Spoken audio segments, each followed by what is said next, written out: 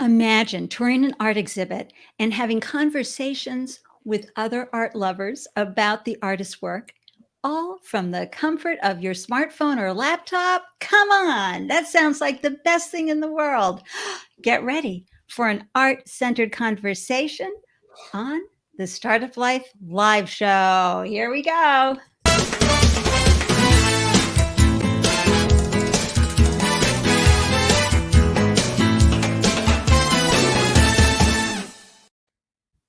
Hello, everyone, and welcome to the Startup Life live show. I'm your host, Ande Lyons, startup champion to first-time founders. And after raising 4 businesses of my own, I now help newly minted business owners sleep through the night by giving them peace of mind. And I call it Ande-licious advice. And it's hardcore startup business strategies delivered with high enthusiasm, inspiration, and joy.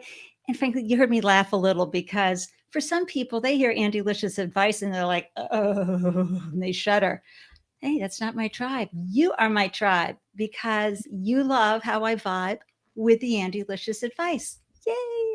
And I am so grateful that you carved out time wherever you are and whenever you are tuning in, live or later, to up your founder game, because as you do better, your business will do better.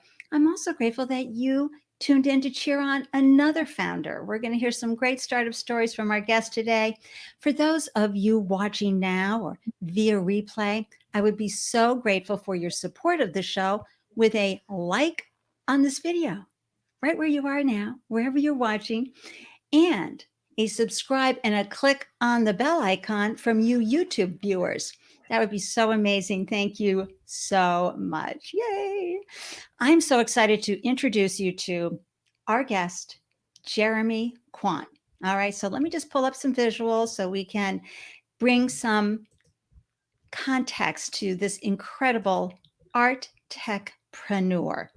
And Jeremy is a visual art and tech entrepreneur who began his career in animation and transitioned into a commercial art and design business, which he still operates today. But we're going to be talking about Jeremy's new venture. That's right, .red. And this is a virtual art tech company and a platform for artists, galleries, and museums that allow an artful conversation centered around the artist, the art, and culture. Okay, you know what you got to do now. Get out your clappers and everybody give a huge warm welcome to this phenomenal entrepreneur. Hi, Jeremy. I need some clappers of my own. You know, I should make all my guests, I should send them some and that would be your other branding technique. It would be so much fun. Oh my gosh, where are you hailing from today, Jeremy? I am in Los Angeles, California. Ooh, all right. Well, I am in Boston. And for those of you who are watching live, let us know where you're from. And let me just put up this little banner here because I want to remind everyone we're here to amplify you as well. We're going to be talking about Jeremy and his founder journey and his startup stories and his business model and all that good information about .red. But we also want to take a moment to give a shout out to you and a clap and amplify what you're doing. So please post your business name and website so we can amplify you and your business and all the hard work that you're doing. Okay? Yay, thank you. I'm also going to, while I'm here, put up Jeremy's banner. Listen, I'm a multi-talented goddess here, producing, talking, sharing all at once. Let me just pop into the comments very quickly. Mia Voss. Everybody, you know that this is an amazing lifestyle blogger and mouthy activist. Okay, she comes with a warning label, just saying. So if you go to miavoss.live, you'll find out about Mia and her incredible podcast, Shit We Don't Talk About. Really great times for all. She's from Colorado. And hey, Kai Monet, can I just say I love that name? Who is this, Jeremy? Hi. Kai and I worked together a few years ago. Kai is an incredible arts educator. She's worked at MoCA, the Museum of Contemporary Art. Just a phenomenal mind. Which one? Which MoCA? In Los Angeles. The Museum of Of Contemporary Art. Contemporary Art, exactly. Woo-hoo! Yeah. Hi, Kai. Hi, Kai. So nice to meet you. It's fun when the friends swing by and say hi when you're live, right? I know. That's great. And hey, Laura, just got my bottle in the mail. I'm going to unveil it properly. Jeremy, as you can read right here, Zaze's mission is to produce the world's finest early harvest cold pressed extra virgin olive oil by the hands of strong and diverse women around the world. Specifically, everyone, female farmers from Turkey are producing this incredible product. Be sure to visit zaze.com, order some up, and know that you are helping a phenomenal mission-driven for-profit company. And hey, Ted from Phoenix, so happy. Yes, Ted is a producer, an indie film producer, and he's just a phenomenal human as well. And yay, Kai. So happy you're here too. Yay. It's great. Yeah, folks, on the Startup Life Live show, we get into the wonderful unfolding of how someone becomes an entrepreneur, but we also love to hear how you all are doing and have some exchange. So thank you for leaving comments and tuning in. And if you know of anybody else who would be interested in what we're talking about today, this art-centered conversation with Jeremy Quant of .red, share the link with someone, tag them up and have them come on in for the fun, because live is live. And the best thing about being live is this is it, folks. There's no editing. Jeremy and I are here. We're for reals, and we're bringing it. And one of our fab founders from the Money Magnet of Founder Gem. Oh, no, right? This is not. No, it's my aunt. That's your aunt. Oh my gosh. Family. Yeah, I told you, family is going to be coming in strong. Larita. And friends. Yay. Rita. Yay. And then Tina's tuning in. Tina, yep, that's family as well. Tina Mitchell. Big love hugs for the family. So glad family decided. Thank you, everyone. I also want to say I apologize for the disco lights with my camera. I've got a new camera arriving, but it's, this one's just saying its last song of goodbye. I've had it for quite a while. All right, Jeremy. This is something I ask whether I'm at a pitch event, or talking to founders. What's the matter with you starting your own business? What happened? Snap out of it, right? Yeah, I know. Let's talk about it, because you've had a really interesting journey as a professional, going into the world of art and bringing your incredible refined capabilities and sensibilities to the world. Tell us a little bit about that background, and then how you came to say, you know what, I want to do this myself. Because viewers, everybody has their origin story. Mine, of course, as you know, I had stray cats that yelled at the door until I let them in, AKA my businesses.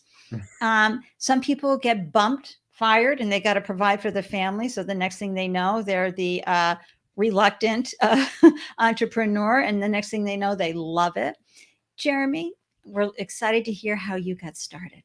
Yeah. Well, it all started one day.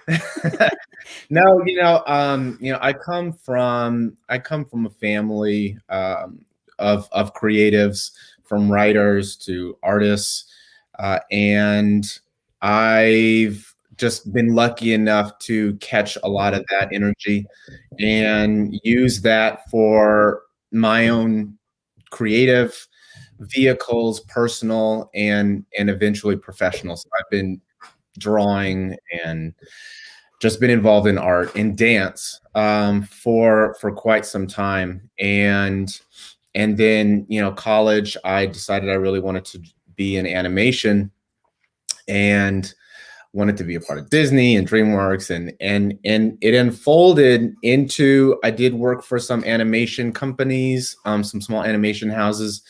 And then life happened, companies had to transition. And so I did some volunteer work at a nonprofit organization called the Downtown LA Art Walk, which was a second Thursday of the month festival in downtown. And it was just an eye opener, because I saw art from every walk of life, from mixed media to painting to photography to installation to assemblage, and the aperture of my my mind and creativity just blossomed. And I said, I need to be here. While I'm not like fully working with animation, let me join and see what's going on here. And it was inspired by a cousin of mine, and and I started working with them while also doing my design business.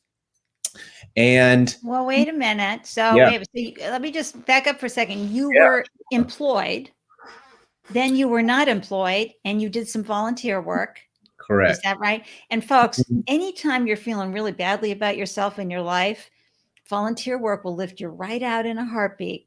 And if you feel like your business is kind of stalled and hovering, go do some volunteer work, because again, it will reframe everything for you and it will lift your heart while you're lifting others. So that's good to know. So you went down and you did your volunteer work at this incredible art center and you Mhm. saw all these things. But then you talk. But when did you say your design business? Were you doing some gig work for folks? Yeah, well, yes, I was doing gig work. So I've actually, out of college, I started JQ Art Business, but it was very much gig work. So it only came in when folks needed some work from me, Right. and it just evolved as I kept working in the art industry because somebody needed something. Right. So And how you many know, people have been there like, oh, I could, Jeremy, yeah, I need this, or Jeremy, I need help with my right, website, or Jeremy, I need right, a logo, or right. Jeremy, can you help?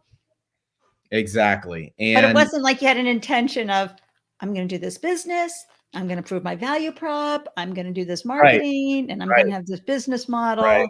Yeah, You were kind of, it was just like I need to draw and I definitely need to make some money. So let me just continually use my skill set and and focus it with how I can support.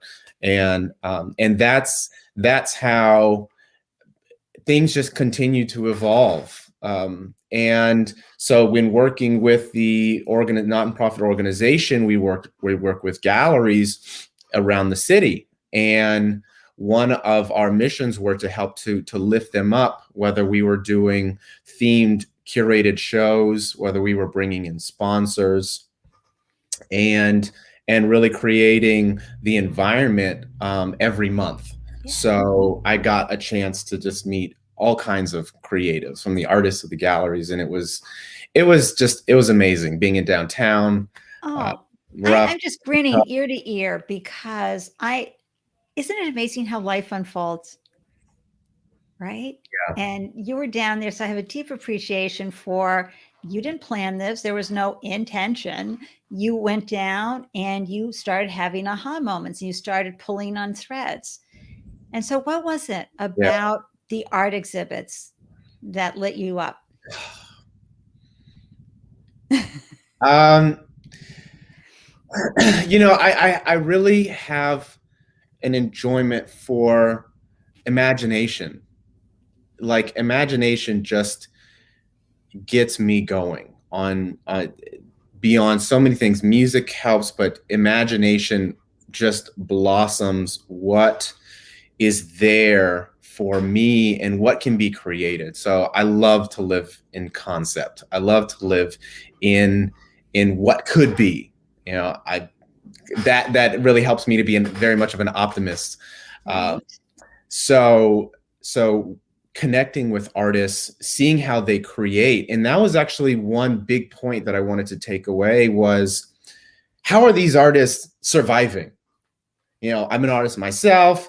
I want to thrive as an artist, and I want to build my career, and I want to stray away from that idea of the starving artist. So, like, how did these other artists start doing it?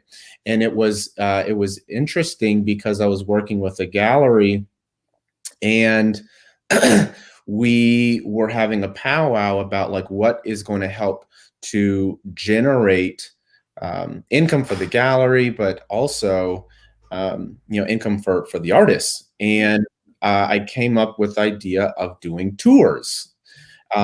during the downtown art walk. And so we started doing these monthly art tours, and that was a great way. It did two things. One, we could sell tickets so we can make some money, the organization, and we brought in people who were really fascinated with art, for people who are art collectors or art aficionados. And the last part was, for me, selfishly, was I got to connect with the artists.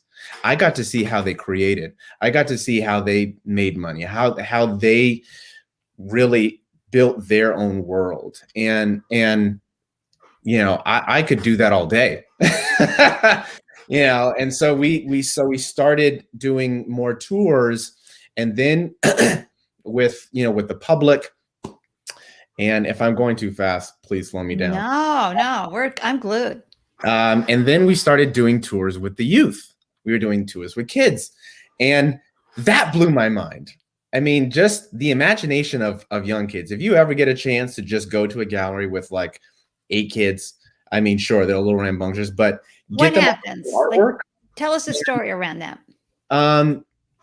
Well, kids don't have filters when it comes to looking at art. Adults do. Adults will be like, okay, well, is this good? Who else is talking about this? Is this too much if I go here in expressing my opinion? Kids will just go far beyond that. And they get into these ideas that you just would not even could fathom. Yeah. And like what? Like, because I can imagine one kid going, oh my God, I hate all of this. To, oh my gosh. Like yeah. what? Yeah. So, well, one story, we did a tour with these kids at a photography exhibit, and we had them all sit down and ask questions to the photographer. And one of the kids asked, "Why do artists even exist?" And like, I took a step back on that. It's like, why do artists exist? And the photographer had just a great explanation, is that, artists, they just see things differently.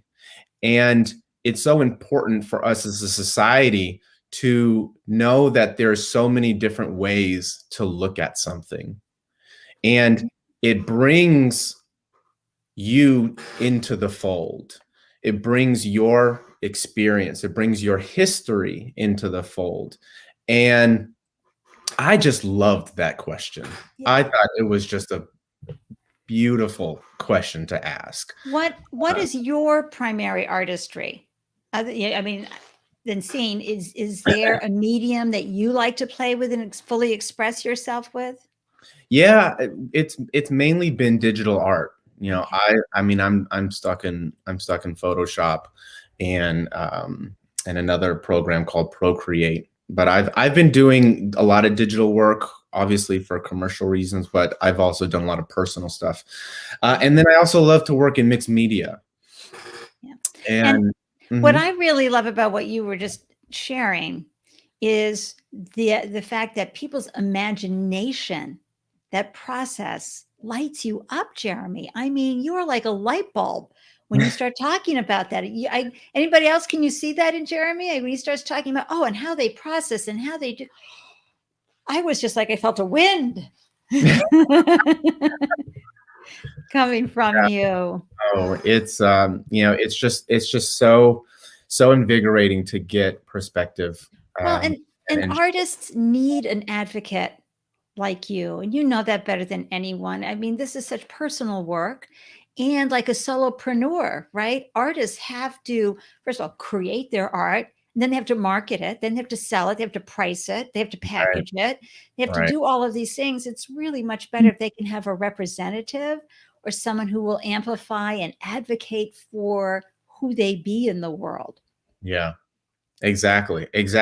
And so, there are different entities in the art world that kind of facilitate that, whether they're an agent, whether they're a gallery, whether they're a museum, they become these advocates. But, there's been so much transition in the world lately, especially with technology, and now we're in a pandemic. And so where are artists going to exhibit their work? They don't have the brick and mortar that they used to, and they still desperately want to share what they've created, their gifts. And so, and when we do our tours, like, we get so much out of that when we can talk with the artists, and we can talk about the work, and we can get really really deep into those conversations, because they bring out so much in people. Well, and I'm excited to talk about how .red facilitates that, because it's not just you having that conversation as we see here in a physical tour in person before COVID, but also to bring out the insights that you may not have thought of about an artist's work through the conversations of people joining. But before we do that, we've got to say hi to some folks who are sharing the love of you, Jeremy. Hi, That's Gwen. That's Mom. Thank you, Mom. It's so important, Mom. It really is. We have lots of moms that drop by during shows. Oh, that's a great Live point. Dog, Dead Lion. Now, wow, that's a powerful name. Yeah, that is Greg. Greg is incredible in music, and he's starting a cereal company. As in eating food cereal? And eating food. He is doing it. Oh my gosh. I had a food manufacturing business for 5 years, Greg. It's never as easy as they make it out to be. But if you got a long shelf life, you're going to be great. And of course, Laura can speak to that, being the olive oil lady. Thank you for your comment, Laura. Yes, when you find yourself stuck, you go and volunteer to refocus. Helping volunteering always opens doors. Thank you for sharing that. And speaking of visual content, hi, Eric. Thank you for tuning in. Eric has a business called Media Prepared. So you may have seen him on the show, talking about how to prepare founders, CEOs, spokespeople for that moment when the camera or the mic gets stuck in their face. It's always important to be on purpose when that happens. Larita, that's so sweet. Yay. I've only known Jeremy for 9 months or so, and I'm proud of him too. He's amazing.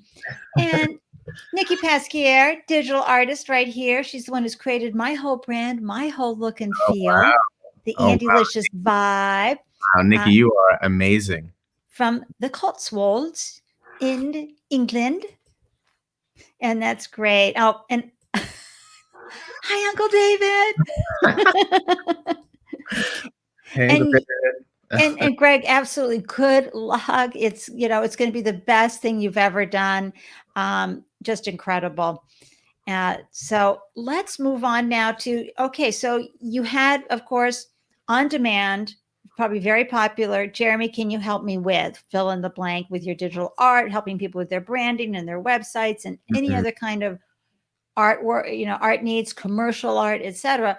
But then you were I imagine you noticed that this poll to help the tours, to help the art exhibits, to help the artists whose artwork was being displayed. How did you shift, and how did you come up with the name .red, and how did you create this entity? Because first-time founders, that a lot of thought goes into, I know I want to do something. You can either get mad and get even by launching a business and solving a problem, right? Or you can go, I created this great recipe. I want to bring this to the world. Or I've got this great olive oil with a mission to help female founders. We all have these wonderful, interesting stories that bring us to founding our business. How was that transition? And this is real important for first-time founders to understand how your thought process went, Jeremy. Yeah. So the name .red came from an interaction with a gallery owner. And we were, again, talking about how we could get these art pieces into people's homes. And, Art Walk, when I was working with Art Walk at the time, we were bringing in 20,000 plus people a month into these galleries, but a fraction of them were buying. And so we really got to thinking like, well, what is it? What is it that actually brings someone closer to an art piece? And and what happens? What's that process look like? And so, and how do they buy and all that? So one of the things that we went up to one of her art pieces, and there was a red sticker on that piece. And, I asked her like, well, what's this red sticker? And she's like, well, when someone buys a piece of artwork, they put this red dot on right next to the piece to symbolize that it's sold. And so that was the aha moment. That was it. And I said, okay, there it is. And instead of it being about the purchase, let me reverse it. Let this be about the conversation. So it's not red dot, it is dot red. And that encapsulates the relationship when somebody talks about artwork, and when they actually have a connection between them and the artwork, or them and the artist. And that that propelled Dot Red Art Tours to really form in a way that was really creating engagement with people when we talk about artwork, when we talk with the gallery, when we talk with the artist, or installation, and really get deep into that. And but then you had to do what all good founders have to do. All founders trying to figure it out, which is you've got this hypothesis that you think people like to get together and have tours and art exhibits and have a art-centered conversation around the art pieces while amplifying the artist's work. And please let there be a red dot, thanks to Dot Red, on their artwork. How did you prove that value prop? Because this, for first-time founders, you can have your hypothesis, but you got to go out there and you've got to get your feedback from folks, and you've got to do that work. What was that process like? Well, we, since I was, I started moving up from volunteering for the organization to positions, and I actually ended up just creating my own position, which was strategic operations. And so I also operated the tours, and so it gave me room to see if this would work. And we were getting, 20, 30 plus people a month on these tours. So, and the other thing was that on at least out of 20 people that we would have on a tour, we would have about 2 buyers on that tour. And so that proved to me that, okay, this is working. Right. People do like this, and they want to be a part of it. And so I started doing more tours outside of the downtown area, and then eventually began to make my transition away from the organization. Small story on that was I wanted to partner with them because I came up with the idea, and I did the tours. Like, it was all of my work and coordination. And then when I wanted to partner with them, they weren't really interested in partnering. They were just like, this is our idea. You're just a understood. Facilitator. Also, just a sidebar on that, it's a .org. Nonprofits don't have in here the same.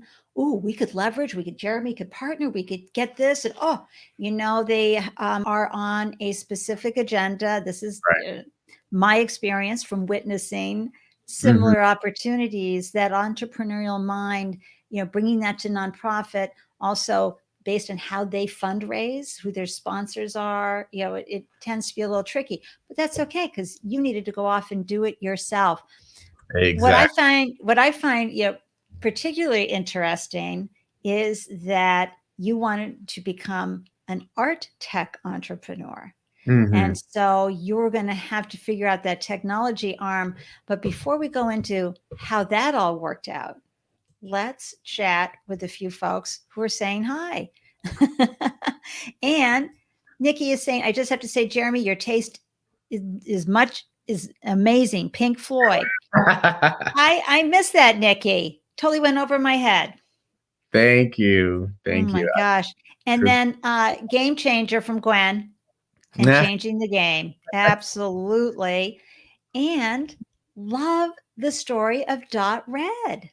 Oh, that's Taj. That's a like one of my best friends. Oh, good to see you. And Taj has she has a company called Thrive with Taj, where she sells teas. She does sells products for health and wellness. Oh, Taj, put your URL and business name into the comment threads. We'll pop it up, okay?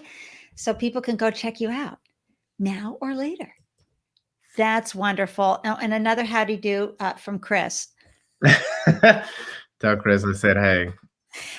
Well, it's the same when Sylvester was on, other folks, like the whole family dives in. I love that something fierce because look, we do our businesses with our loved ones watching, sometimes watching as if we were a train wreck about to happen, like, oh my God, but still cheering us on all the same. And they're so important on our journey. So thank you guys for showing up and tuning in live to give support to Jeremy.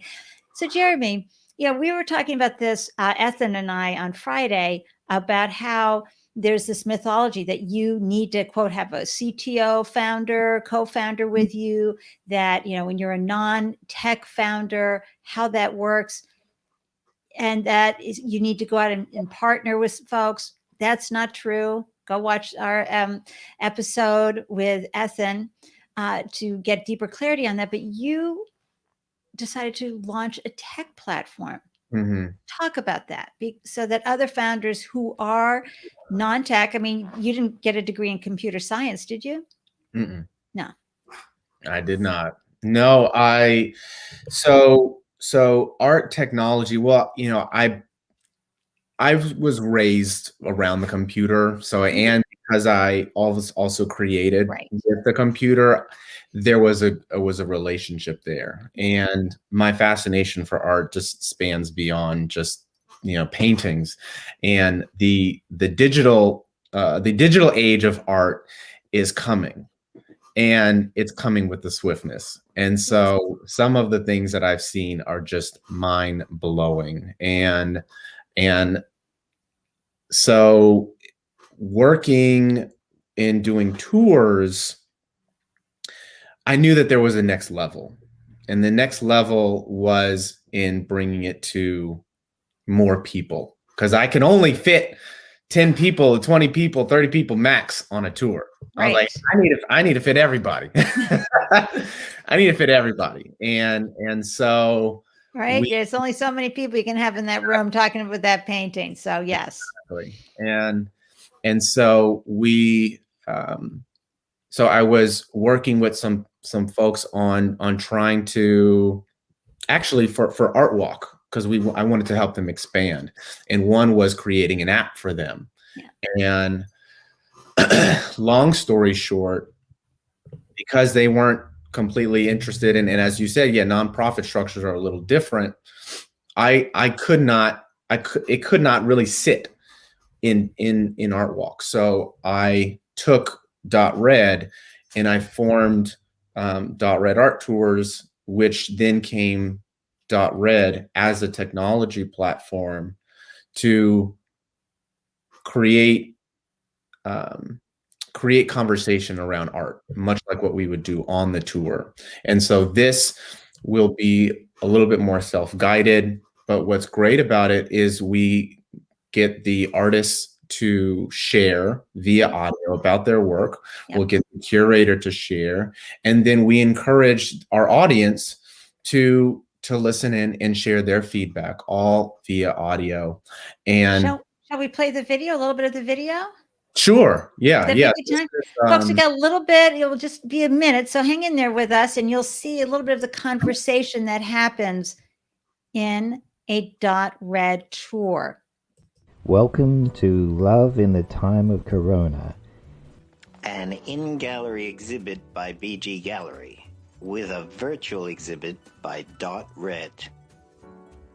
There's a wide selection of artists in this show. Some are from shows that we rescheduled, and some are just goodies from artists in our repertoire.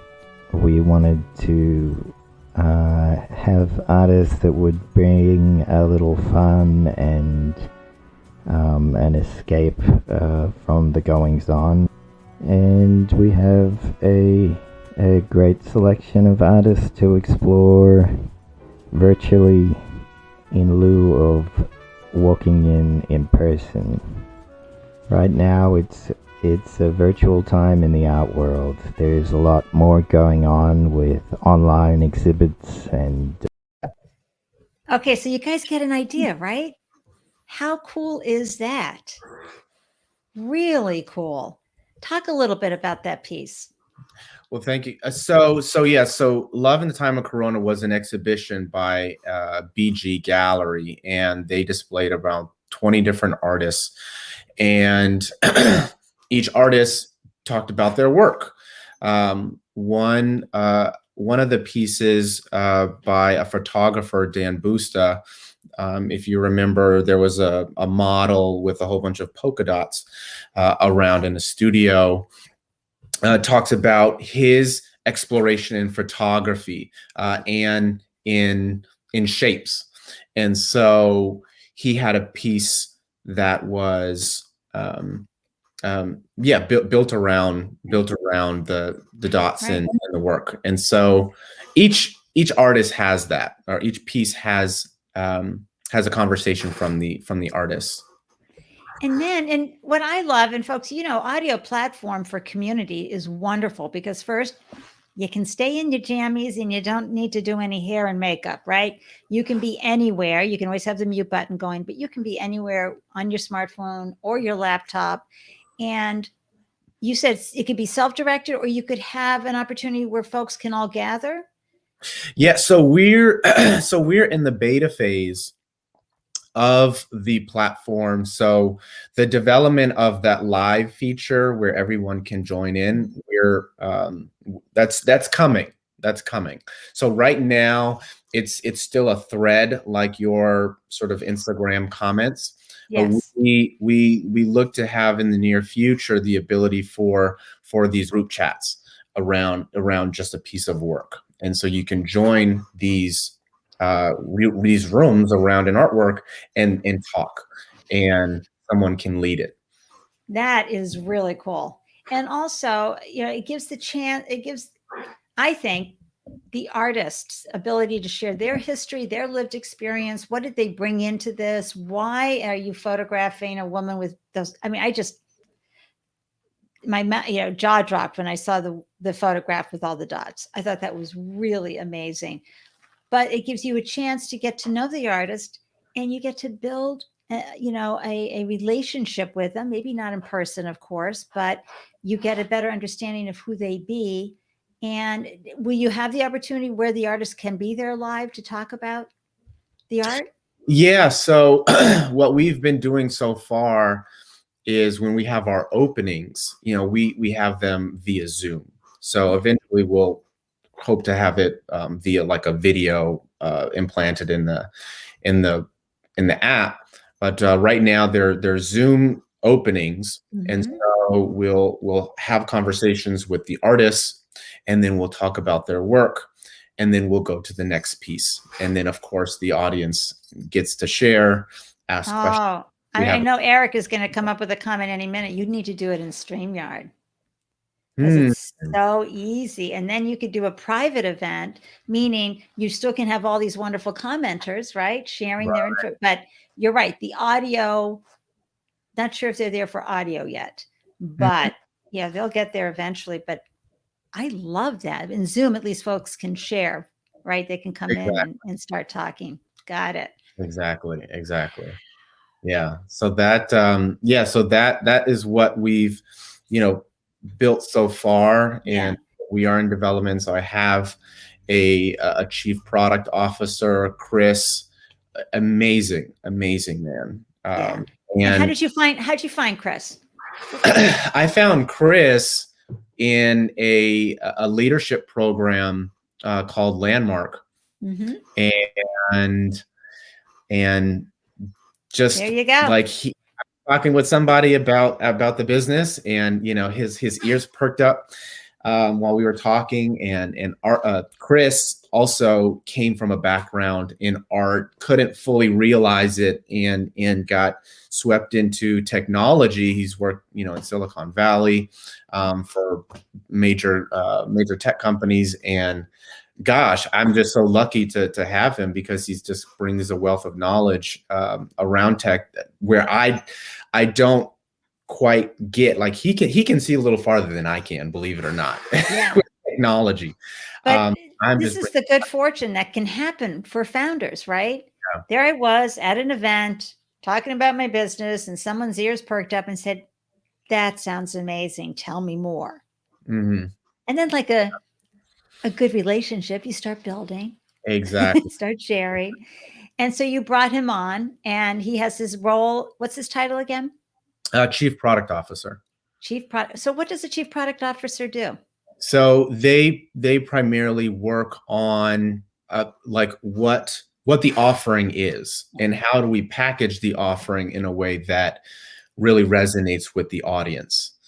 And in that package, he helped to really facilitate the idea around some of the audio pieces.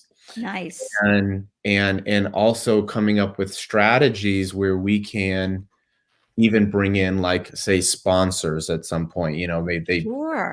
do a comment in that audio stream, being able to transcribe audio into text that we can then use for further, like, search engine optimization, and getting all these keywords out there to make the site much more relevant in the market. And those are just a few things that. When did you launch in beta, Jeremy? Funny story. So .Red Art Tours were still going on. We did a trade show in January where we launched our prototype. And January 20th, late this January. Year? This last year. 2020, right before we all got shut down. Okay, good. Exactly. And I was in Founder Gym. I was in the other leadership program, and we in the fundraising cohort, and we were just getting into our equity splits, and I had another partner involved at the time as well. And right when the pandemic hit, everything took a nosedive, and I couldn't. We had a prototype of the app on an iPad, but we hadn't launched it like where people could actually interact. Yeah. So right when that hit, I couldn't do tours, but that was the moment where I said, we need to make this online, and we need to make it out, quickly. That's right. And so, unfortunately, everybody was still going through it, and but I was determined to get something up, and I was encouraged by one of my someone that I had as a tour guide, because I was hiring tour guides doing the tours, and she told me that one of the galleries had a show and they wanted to do it online. Nice. And they saw what I had done, because I worked with them a little bit prior, and they said, is that working? And I was like, it's gonna be working soon. So when I build websites, so this was a chance for me to, still get that together, even with my own resources, because everything else, it was Yeah. a little hard to reach everybody. So I did it. Yeah. And, But Jeremy, you just said something that's very important, and I'm going to put that on, stitch that on a pillow, which is I'm going to have that real soon. Or it's going to be right, everybody. The old say yes and you'll figure it out later quote, like from Tina Fey. Oh yeah, we can do that. right. And you quickly pivot. That's wonderful. I want all the founders to remember that. A lot of times, your customers will come to you with your next business product development challenge. So did you offshore your technology? Did you find someone in the States? How did you work that end of it out? Yeah. Well, no, I actually found someone who I had been working with websites in. Also, Chris, because Chris was still, he was still mentally and physically together, because he could help with some of the link systems that we created. Yeah. And then I found somebody, somebody that I already worked with my other business in to help me build parts of the site. Yeah. I had it laid out. He helped to connect it. Wonderful. And then I finished I ask these questions, folks, and those who are viewing, because there's so many parts and pieces that you have to figure out. And I don't want anybody out there who is a non-tech person to not solve a problem with your great idea and think, oh my gosh, how can I do this without technology background? You can find people, you can collaborate, you can offshore it, you can Upwork it, you can find the people. We have a great document here at Startup Life Live, thanks to Igor Belogorodsky, which helps you not pay a lot of money for that product development, and helps you come up with the product spec so that you can keep it skinny for your budget, for your lean startup budget. But that's why I'm asking Jeremy these questions, so that you can see all the parts and pieces that go together. So this idea, why hasn't anybody thought of this yet, right? Do you have any competitors? Do you know anybody else who's doing these tours? So there are some companies not with the mix of audio and visual. So there are these companies that are doing like these online galleries. So it's like the real virtual 3D show. and they're probably as close to our competitors as they come. But the crucial missing piece is the conversation. And it's like it just becomes a piece of work at that point. Right. How do you get that conversation started? So how do you plan to do that? Because some people might be a little shy. Yeah. So, well, we start off with the artist sharing. Okay. And so we give prompts to all of the artists or the curators, whoever's talking about the work. And we give them the space to share, and then they're encouraged to ask a question to the audience. What do you think? And that question to them is hopefully, and we're still working through that, like what are these little pieces that can help to engage them to share. Yeah, this is so exciting, because you're going to be one of the folks that I come back to in a year for the Where Are They Now episode, right? Because I want all of you to be sure to follow .red everywhere it glows. You've got all the information right here at .redco, Instagram, Twitter. .red.co is the website. Jeremy Quant on LinkedIn. Connect and follow this founder who has this incredible vision, one that I am very excited about. And I think it just has such a ripple effect for the artist, for the gallery, for those who love art. There's a way to connect, folks, COVID or not. There could be a gallery in LA that I wish I could get to, but I'm never going to get to. And I've read about and wish I could talk to the artist about it. What? I can sign up here and do this with you. So that brings me to your business model. How are you thinking about making money with this platform? Yeah, so we have a few strategies. Of course, we're still pre-revenue. Right now, it's in working with as a B2B model. So working with galleries, working with artists, museums to onboard them and market their work. So we would sell them a package in putting it online, um, putting in all the descriptions of the work, and then having those conversations, those pre-recorded conversations, and then package all of that as marketing assets. And so we will, that's how we've been, that's how we see it, at least in the beginning. And then as we begin to onboard more galleries and content, then we plan on finding like a subscription model. Yeah. And to the degree that we can even start doing like these quote unquote ticket sales. Because what's interesting about exhibitions, there's stuff that's public, and then there are things that are more private or exclusive. And in the art world, you have a lot of people who enjoy exclusivity. So let's give that to them. Yep. Let's have those private sessions. Let's have those private conversations, and as well as still having those public ones.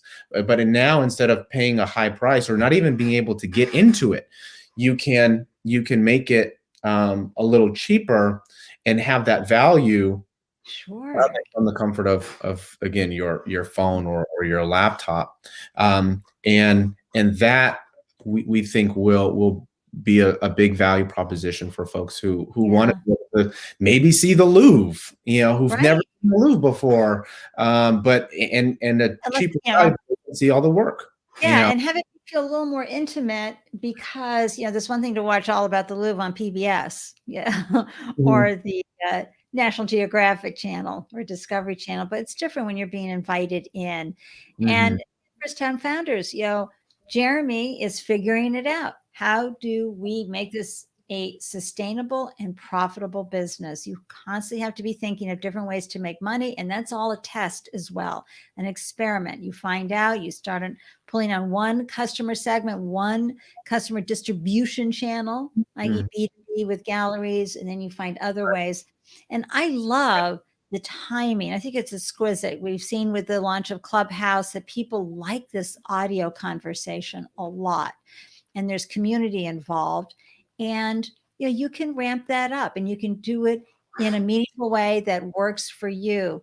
And are you funding this with personal savings, bank loans, money from your other businesses? How are you paying for and capitalizing your adventure? For the last few years, it was my other business. It was JQ Art Business, which I didn't give the full name. That the commercial business that was funding a lot of .Red's mobility. So, and .Red was still able to make money, doing the tours and selling art. But when things were slower, my other business picked up the tab. And now, as a result of going through some of these programs and really looking at, okay, what are some great ways to find funding? We were able to find funding through SBA, through the pandemic, and we also got grants. Yeah, undiluted capital. We love that more than anything. That's terrific. Congratulations. Seriously. Go ahead. Thank you. And the last one actually also was friends and family. There was a friends and family one, because there was family that was financially supporting. So I thank you all, family, who have contributed. I promise you, it will not be done in vain. It's going to happen. Absolutely. You've seen in this conversation, I've taken Jeremy through the entire business map of his business, and we've talked about different segments of it, but this is really, in fact, what investors will ask a founder. And Jeremy has been able to come back with all the right answers and a great explanation of how he's moving the business forward. And, we heard Jeremy share at the beginning of the show his deep delight and love of the whole creative process and how it inspires him, and especially imagination. So any problem that comes along for you, Jeremy, is going to be your pleasure to solve because you are in love with what you're doing. Yes? Yeah. Yes. It's true. And my advice for all founders is really discover what that passion is, because that is going to get you through of all the situations. That is going to get you through, is that clear sense of what gives you that joy and sense of life. Thank you for the cheering on, Eric. Congrats, Jeremy, and keep going. Art is love. I was playing Stevie Wonder earlier. Love is in need of love today, because I was thinking about you coming on, and art is love. So thank you for that, Eric. And a quick hello to, is it Farrell or Farrell? I don't know, but thank you. And it's so great to be connected with you out in the world. Feel free to share your business URL and name and one-liner. I encourage everybody to do that throughout the show. But this is a great time to talk about founder journey and founder journey advice, because as a first-time founder, part of the purpose of the Startup Life live show is to make sure that you do not feel isolated, that you hear other founders' stories, you hear other founders' advice, and you go, oh, I'm going through this just like everybody else goes through it. That is so cool. And you don't feel alone. So Jeremy, share with us first on those times, and founders, you don't get away from not having these moments of feeling inadequate, feeling, what was I thinking? Maybe I've made a mistake here. What am I doing? I have no idea. How have you gotten to the other side of that with your mindset? Share with folks. Yeah, I think, and you touched a little bit on it before, was community. I really realized how important my surroundings was to me being able to move forward. And so I was very blessed and fortunate to have a very loving family, who supports me, having certain groups that they pull on certain areas of your life.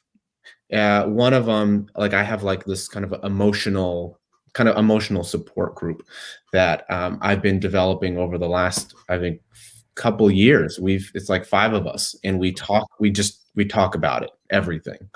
And then also I have a business group, with Founder Gym, and that's how I found you, Ande.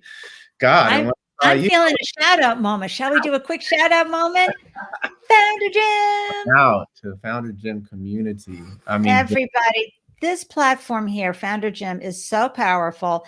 They have 2 incredible programs. They're on their 15th cohort, right? Where they help founders over a 6-week period learn how to raise capital. And maybe at the end of that, you've become really savvy about running your business financially and how much money you're going to need, and you decide not to.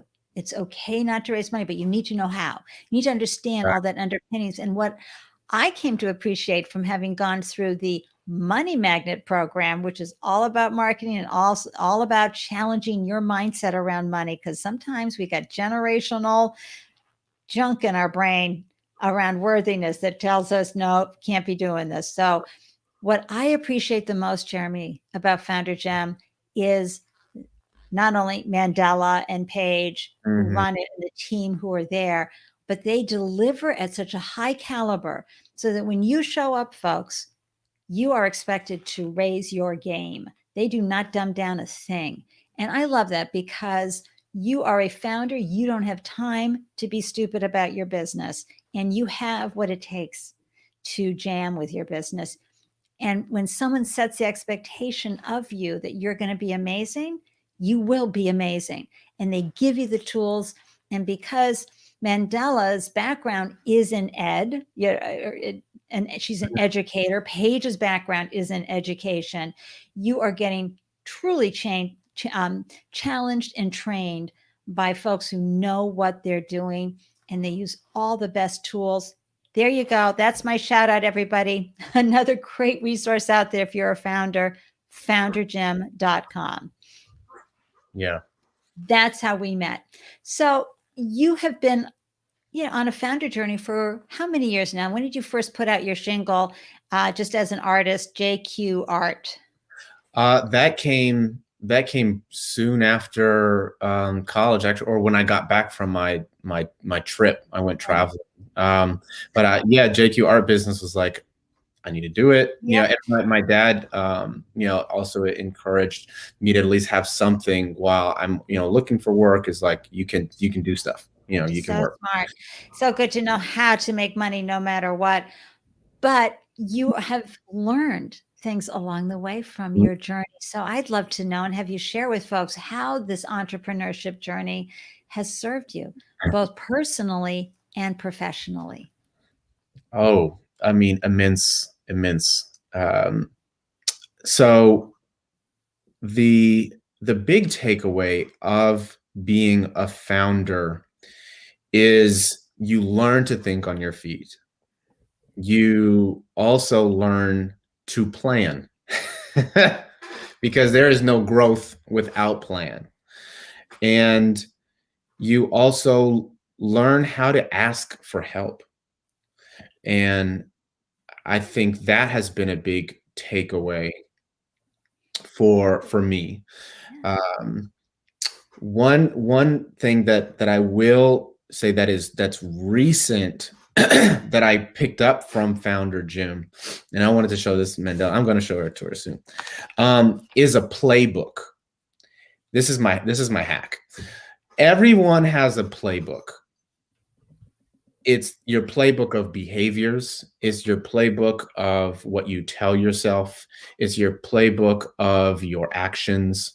And they have been influenced, as you mentioned, Andy, from generational conditioning. And something that I picked up from Founder Jim, and I've stuck to it, was your relationship. So we were in the Money Magnet program, and one of the exercises was declaring what your relationship is to money. But the interesting thing about money or anything else is it's just a relationship, and your relationship is that with everything, with family, with friends. I mean, you deal with money how you deal with family, or you deal with, and so they're all interrelated. And what I realized after going through one of these exercises is to start writing down when you have breakdowns. Write them down. What are you telling yourself in that breakdown? And put it there. Put it somewhere where you can see it. Because when you can see that breakdown, you're going to recognize that breakdown much faster when you get into it, because that playbook is a cycle. It'll come back whether you think of it or not. And when you recognize that, when you finally recognize it and put it on paper and you can see it, you can do something about it. And because then now it's just about choice. Now what do you want to do now that you've found it? And so what I've seen when I picked up in another program is if you're looking away from this, so say it's like, I want to get away from, I don't know, maybe it's depression. What does it look like looking in the complete opposite direction of depression? Yeah. And you write that down. And every time you hit that piece of what that depression is, you recognize it, and then you say, okay, then how do I look in the opposite direction of that? And maybe it's gratitude. And so, I've been, this is that document, I've like all over this thing. Thank you for sharing that. My playbook of like where I go and how I can like shift into something that's much more clearly focused. And the beauty of that is when you write things down, they lose their power. They Mhm. become something that you've acknowledged. You've given them a voice. You've made them, you're aware. And you're like, hey, we're walking this journey together.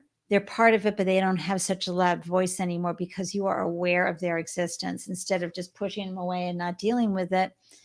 And the other important thing too is understanding that you're human, you're going to get through this, but when you write it down like that and acknowledge it, you get through it faster.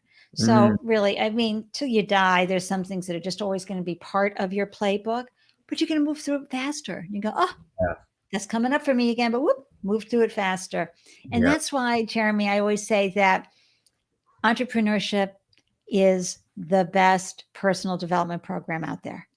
There's Landmark, there's Founder Gym, there's, all these other great programs you can take, of course, and have community. But really, when you sit into your seat as founder, you're going on a ride that is going to show you parts of yourself that you never knew were there. You're going to explore untapped territory and see what you're really capable of. And you're going to find out a lot of things that you really love and some things that you do not love, that you are not fond of, which means you find people to do them for you. Anyway. Exactly. How wonderful is that? Oh my gosh. Yes. So any last thoughts for folks? I just want to say, Kai threw down a quick message. So much great sharing here. Thank you both for sharing and modeling community. I have to run, but so glad I was here today. Can't wait to see what transpires for you, Jeremy. Thank you, Kai. And I look forward to our conversation very soon because I know she's on another adventure as well. And I want to.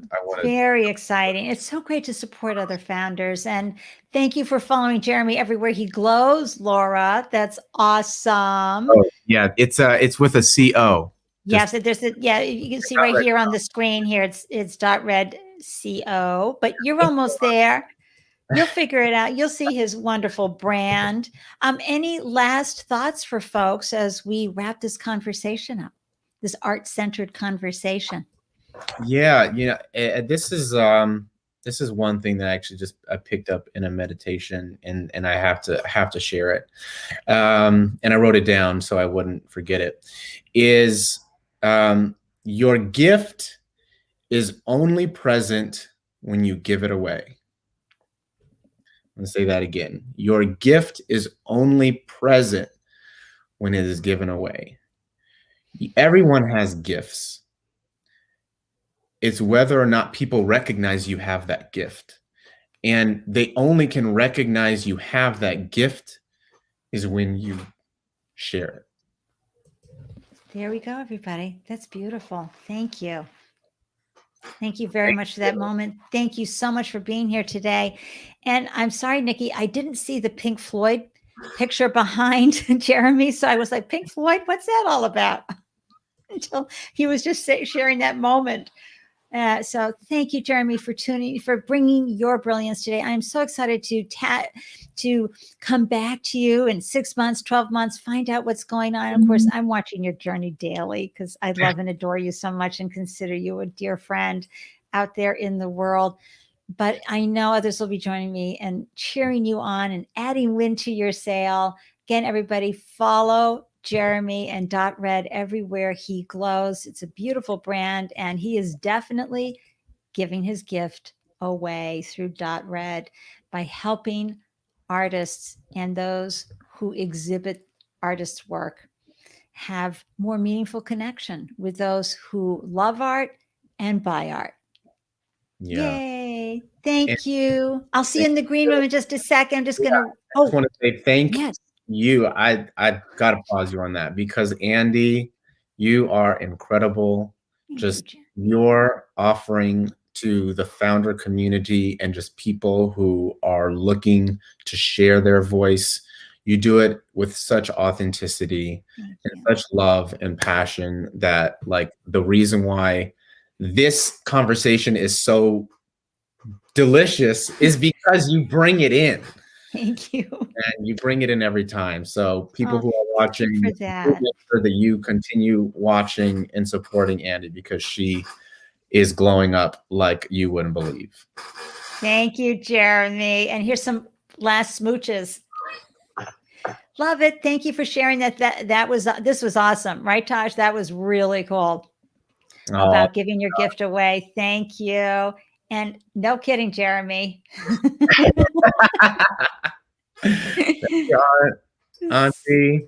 So good. Oh my gosh. Okay, so I'm going to just hop into the full screen here and thank all of you. Again, the family, Jeremy's family, he's right. He is surrounded by people who love him, adore him, and clearly want to help him succeed and bring his full expression to the world through .red. So I am in awe and wonder of you, Jeremy's family and circle of friends. You're amazing. And congrats to all of you who are in the business circle as well with Jeremy. And viewers, genuinely grateful that you're here, that you carved out this time to tune in and cheer Jeremy on and share your comments and your feedback in the comment threads. If you have any questions for Jeremy or for me, be sure to pop them into the comment threads or shoot me an email, Ande@andelyons.com. I would love to hear from you. And then again, for those of you who are watching the recording, if you've made it this far, would you throw like a heart or a fist bump or a high five or something into the comment threads? I'd love to know that you've made it this far so I can just, yay, that's so cool. I want to share with you a few things. One, look at this lineup coming up over the next week and a half. We've got phenomenal female founders sharing their deliciousness, but in particular, this Friday, the 12th of February, we have the phenomenal Lauren Fitzpatrick Shanks showing up. And she's talking about team building that maximizes cultural intelligence and minimizes turnover. This woman, who, by the way, has a degree in aerodynamics and engineering, and oh my gosh, she's amazing. She has developed this platform that helps people understand who they're working with, what they love, what they hate, what drives them, what brings them joy, what motivates them, their pet peeves, their outlook on life. It is a software program that is verified and measurable, easy to use, and cost-effective way to foster inclusion within remote or in-person teams, resulting in maximizing cultural intelligence. Wow, wow, wow. I'm just so thrilled and honored to have her on the show. And guess what? Here's how you can RSVP. Ta-da. See that QR code. You can scan it. You can go to the URL, Startup Live Live. Join the meetup group so you're alerted every time I go live. Oh my gosh. So exciting to interview these founders, share them with you, and have you see the process that they're going through. I don't know what to say about the disco lights today. I may have to get out and do some dancing when I'm done. But in the meantime, remember that you have got this, founders. Seriously, tap into it, get around, join, hop into Founder Gym, find other founders to hang out with. But please remember, you're going to stay strong. You're going to stay focused and tell yourself, yeah, I've got this. I can do it. All right. Until next time, I am so excited to see you then. And in the meantime, have a great rest of your day. Cheers.